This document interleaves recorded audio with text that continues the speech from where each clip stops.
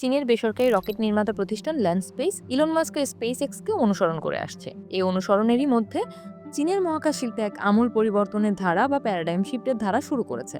কয়েক দশক ধরে এই শিল্প ছিল মূলত রাষ্ট্রায়ত্ত সংস্থাগুলোর একচেটিয়া নিয়ন্ত্রণে। এই রাষ্ট্রায়ত্ত প্রতিষ্ঠানগুলো সাধারণত ঝুঁকি এড়িয়ে চলে। ঐতিহাসিকভাবেই চীনের রাষ্ট্র পরিচালিত মহাকাশ কর্মসূচিগুলো রকেট উৎক্ষেপণের ব্যর্থতাকে অত্যন্ত নেতিবাচকভাবে দেখে এসেছে। তবে এর ঠিক বিপরীত চিত্র দেখা যায় স্পেস এক্স এবং পশ্চিমা অন্যান্য প্রতিষ্ঠানগুলোর ক্ষেত্রে। তারা তাদের যান্ত্রিক ত্রুটি বা ব্যর্থতার খবর নিয়মিত জনসমক্ষে প্রচার করে থাকে।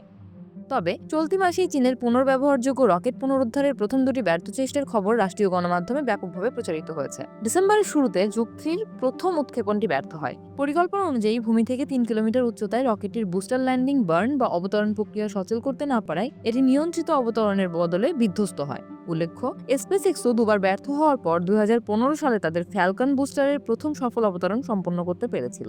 রকেটের উদ্বোধনী উড্ডয়ন শেষে রাষ্ট্রীয় সংবাদ মাধ্যম সিসিটিভিকে দেওয়া এক সাক্ষাৎকারে যুগ 3 প্রধান ডিজাইনার দাইজেং জানান, 2016 সালে চীনের প্রধান রাষ্ট্রায়ত্ত রকেট নির্মাতা প্রতিষ্ঠান China academy of launch vehicle technology ছেড়ে তিনি ল্যান্ডস্কেপে যোগ দেন। আর এর অন্যতম কারণ ছিল তিনি স্পেস এক্সের মতো বেসরকারি প্রতিষ্ঠানের পুনর্ব্যবহারযোগ্য রকেট তৈরির স্বপ্ন দেখেছিলেন।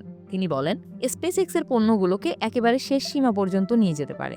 এমনকি ব্যর্থতাকেও তারা বরণ করে নেয়, যার ফলে তারা দ্রুত সীমাবদ্ধতাগুলো চিহ্নিত করে উন্নত সংস্করণ তৈরি করতে পারে। এবং দায় বিশ্বাস করে তাদের দেশ এখন বিষয়টি অনুধাবন করতে পেরেছে, যার ফলে বাণিজ্যিক মহাকাশ অভিযানের মতো ক্ষেত্রগুলোতে বিনিয়োগের জন্য পুঁজিবাজার উন্মুক্ত করে দেওয়া হয়েছে।